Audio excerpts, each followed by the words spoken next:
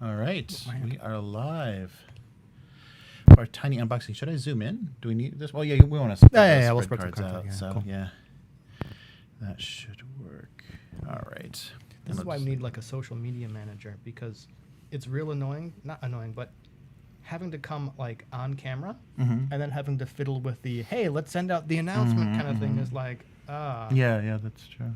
oops, I'm not even doing it correctly. So a tiny unboxing. I'll do. How? Ooh. Okay.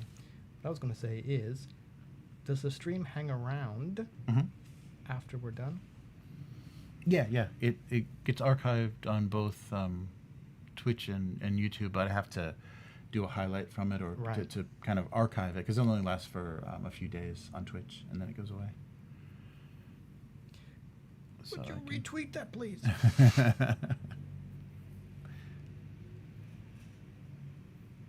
Yeah, maybe being right by the door, we get extra traffic noise too. Sounds a little noisy. Oh, come on. Can I spell, please?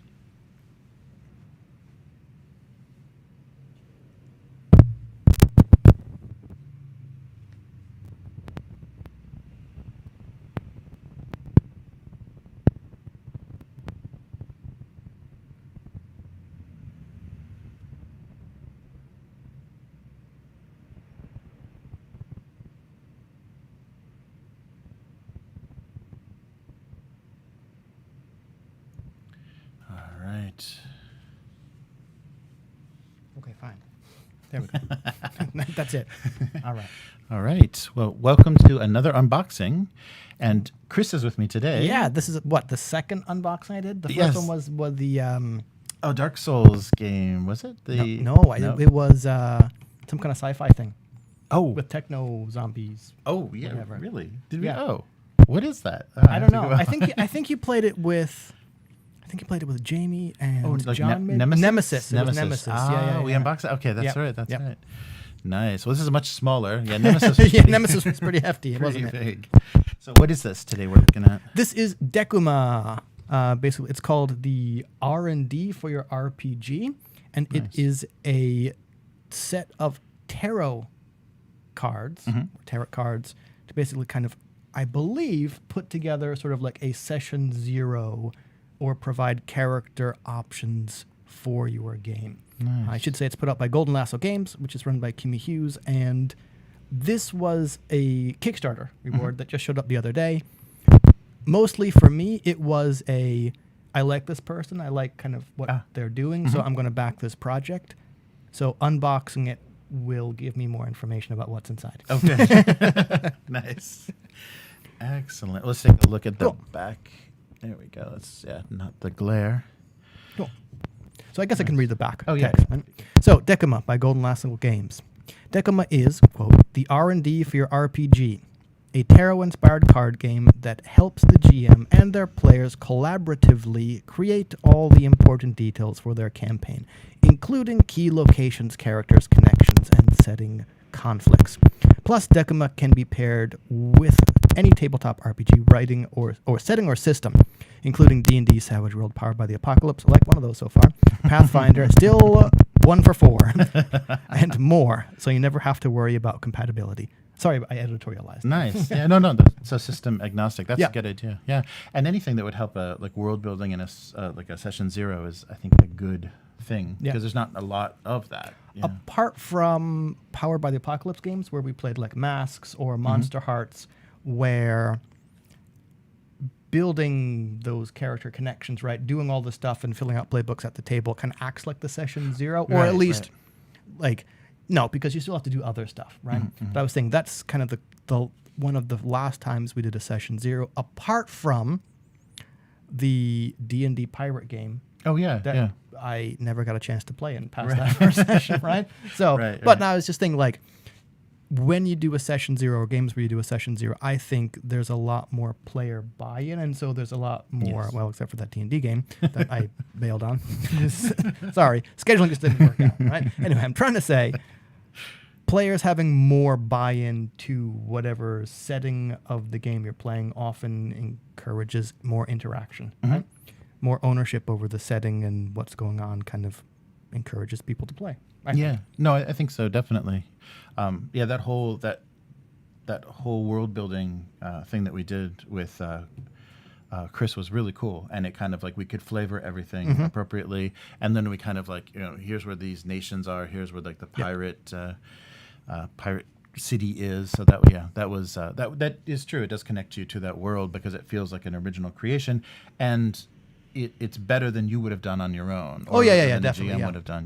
The collaboration helps. That collaborative aspect. It's better than what you would have done on your own because nobody's that good, and like you kind of, not in a selfish way, ideally, but you kind of feel like you own bits of that setting, and so you're more invested in seeing these things you've created kind of pop up during the game. Which I suppose could be dangerous if the GM goes, okay, and now we're going to do this thing over here. So all that stuff we wrote, forget it happened, right? Right. Of course, I think everyone would get up and walk out. And I think the GM has to do a nice guided, what does this look like? Who's the big bad? Who's the opposition? I think they have to do a good job guiding you through that so that you kind of touch on everything and everything has some balance. We're getting a little mildly off topic here, but maybe this will be addressed in the game. What do you think of players or even GMs saying, I don't know, to one of those questions like, what does this look like? Right. Or who is this the big bad? Like, I'm going to answer my own question first, right? I think if it's the constant answer, then why are we doing this? Yes, right. Like, if you don't give have me any something, opinions, right? But there are some things that maybe you want to leave unanswered because it'll be a revelation, or it'll kind of determine how you're interacting with various factions or whatever. Oh, they turned out we sided against them, so there's the opposition right there. Yeah. Cool. Yeah, good. All right, so I'm going to very carefully open this. Let's see. Is it a slip or? Nope. Oh, it is. My apologies. There we go. You can tell how many unboxings I've done. Hey, I've got a 4-year-old. My stuff gets unboxed for me if I'm not careful. And all your birthday presents unwrapped and everything. Yeah, really. I don't even get birthday presents anymore. I take that back. I got a really decent birthday present this year. I got the Lego Ideas Seinfeld apartments. No way. Yeah. Oh, that's funny. Which, of course, then was supposed to be like my project to put together. It became me and my daughter's project to put together. Because she was, air quote, helping me. Right? And she cratered into the set. Like, Yeah. Every time. Who's this? What's this? What is that? That was one of the more complicated sets I've ever put together. Strictly because of all the... Oh, that's my cable. Sorry. Oh, there you go. Oh, sorry about that. Yeah. Strictly because of all the wood panel flooring. Ah, right. Like figuring out like, this is a 1x6, but where does this go? And yeah, anyway. Yeah, sorry for that mic noise. If you're listening live, I'm sure that sounded horrible. It's a snug fitting box. That is a snug fitting box. It's beautiful Oof. though. Yeah, it's really well done. Oh yeah, look at that. There's even stuff on the outside. Cool. Yeah, there's like, is that embossed or is it just the No, foil it's just- detail? Yeah, that's nice. Is it a foil detail or is it just Metallic. is the ink? whole maybe it's metallic ink with the whole thing having like a varnish. Yeah. Sorry, printing geek out over here. I do miss that. Nice. Yeah, I keep thinking about my first real job was pre-press technician. So shipping film and digital files to China to print stuff like this, and then getting to go to like printing houses and seeing spot varnish and how you print white on metallic sheets and stuff like that. Cool. And that's pretty cool. So let's see. Ooh, that's ominous. So we've got our, I guess that's a tarot-sized booklet. I'm guessing the instruction booklet with decently sized text. I mean, it's not, oh yeah, I got to tip it up that way. Hey. Right. Yeah, very readable. Okay. So again, I'm not going to obviously spoil this, but so basically, Decuma, the R&D for your RPG, required supplies. Okay, the Decuma deck and a large blank paper and drawing implement. Oh. Probably to put out like character maps and right. Yeah, to kind of relationship maps. Yeah. Ooh, nice. Ooh, there's our instructions in here. Oh, good. Okay, so yeah, unboxing is not actually playing, but interesting. Okay, cool. I'm gonna need to get the craft knife again, aren't I? Wow, those are nice. Those do look pretty nice. Yeah, very cool. Here's where I damage my cards, hey. Or my finger, that'd be great. Right. How would we, let's say I did slice my finger open, how would we have to tag that? Yeah, right. Hashtag self-abuse, hashtag mutilation. Ouch, yeah. I don't think I'd want to know the people who wanted to watch Yeah, that right, thing. right. The people that suddenly subscribe. Yep. Whoa, oh no, we've crossed like how many subscribers now? Yeah. Okay, time to rebrand again. Yeah. All right, let me set those off to the side. And let me close my craft knife. You get in the habit of making sure things are put away when you have a 4-year-old. Right. Cool. So it looks like tarot deck is how many cards? I forget, like 72, I think? Oh, yeah. It's more than a normal. It's like the 4 suits, sometimes 5 within like the major arcana, which are like 13, 14, 15, maybe 72, something like that. I went into math, not art. No, reverse that around. Cool. So, that's nice. So I should say, the Kickstarter for this is obviously over. It looks like the game is available from Drive-Thru RPG and itch.io. That's what it said on the Golden Lasso Games website. Oh, cool. I imagine since itch.io doesn't actually do physical product fulfillment, that's how you would get PDF only. Right. Drive-Thru RPG does have drive-thru cards, so that you might be able to get a physical copy on Drive-Thru RPG. So, Cool. Wow. Cool. Yeah. So this version that we have now, it was only available through the crowdfunding. Otherwise, it's going to be print on demand or digital. I don't know. Yeah. I would have to go and check. But seeing as how it is available on Drive-Thru RPG, I have to assume it's print on demand. Right. Interesting. Cool. So let's see. Death, judgment, justice. Oh, cool. Strength, And just like with temperance.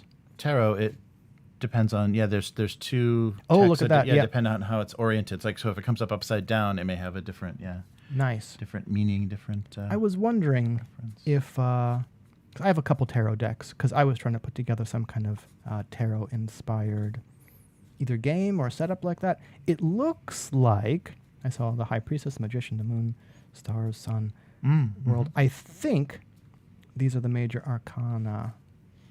Wow. The Wheel of Fortune. This is card. Oh, yep, and it is. Oh, and they are titled, Justice, Yep. Judgment. I was Wow. trying to remember if they were there, but it looks like this would be like the 2 of possibly pentacles or coins. So I was looking, is this card number 2? Because it's very small, but there's like 2 over here. And there's 2 things, and then there's 3. Yeah. Okay. Cool. Wow. So it is. Oh yeah, there's cups. The king cups. It is an actual tarot deck. So not tarot inspired. Right.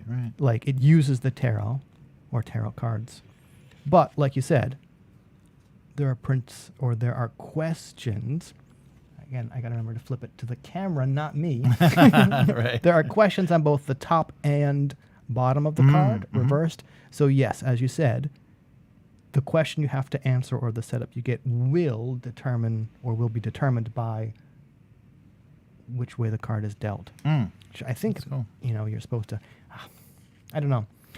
I've found that I can't, when I shuffle cards, I kind of can't mix them up because of all the, quote, training I had from playing like Magic and Netrunner. It's like, no, these don't work if they're upside down. So when you shuffle these things, make sure they're all in the correct order. Right.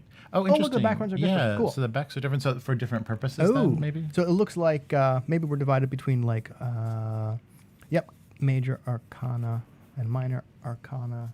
And then we've got What was the red one? stars, Let's just flip this one over real quick.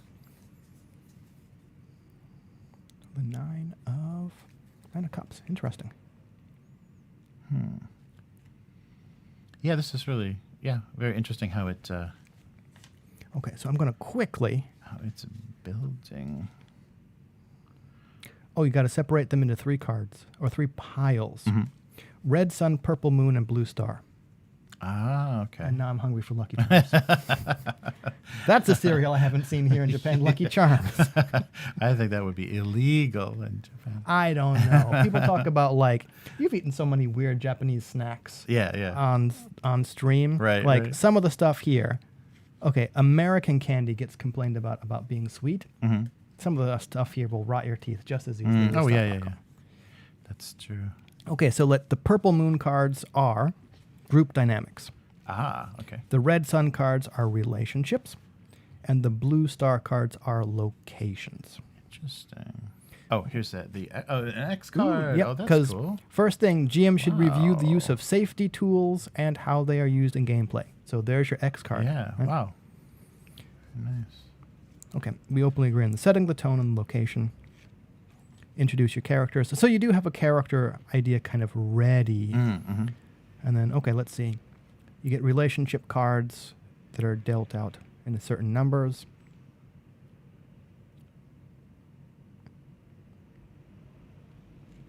Oh, interesting. Oh, then you introduce the location map. Everyone first adds something to the map. Phase 1 is relationships, where you flip over one of the major arcana cards, read the question, and then you'll answer it at the end of the phase. So it kind of sounds like a group thing. Oh, and then, okay, so it looks like the GM is going to have some cards, and all the players are going to have some cards. Mm. And the GM kind of at least sets the initial question for everyone to think about. Then everyone in turn flips over a card, and you answer the question. Interesting. Wow. Phase 2 is locations. GM flips over one of the cards and reads it aloud, and then at the end we'll answer it. Then in turn, players flip over location cards. The X card is there for if any of the questions you get, you just absolutely hate it, or you don't fit, Right. or you don't like it. And then you flip over one last of the group dynamic cards.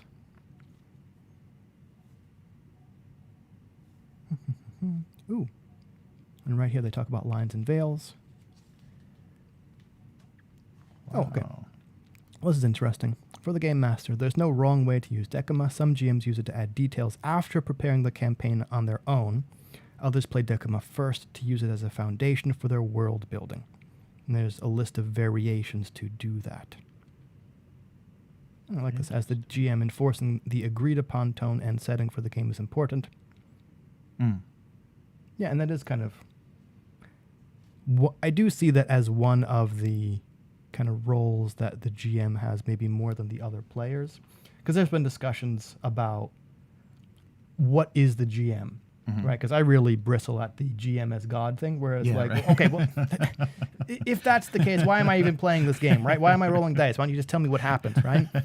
But playing a bunch of like GM-less or GM full games where everyone, kind of like in Fiasco, which is another game, card-based game that I want to play, especially because the new version, which I see on the shelf over there. Yes. Like everyone kind of acts as the GM, but I think the game runs smoother when there is like a facilitator, kind of like one person to kind of...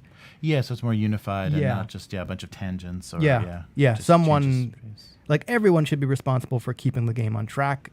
Things just kind of work better when there's one person that has a little more of that responsibility, right? To kind of go, okay, let's wrap it up. Yeah.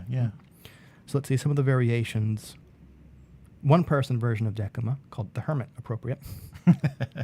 A way to do just locations without relationships. A way to do relationships and no locations. Ooh. High Priestess, where you flip over 2 cards and choose which question to answer. So you kind of get a bit more choice in that one. Oh. A version where you mix relationship and location cards into one huge pile. Wow.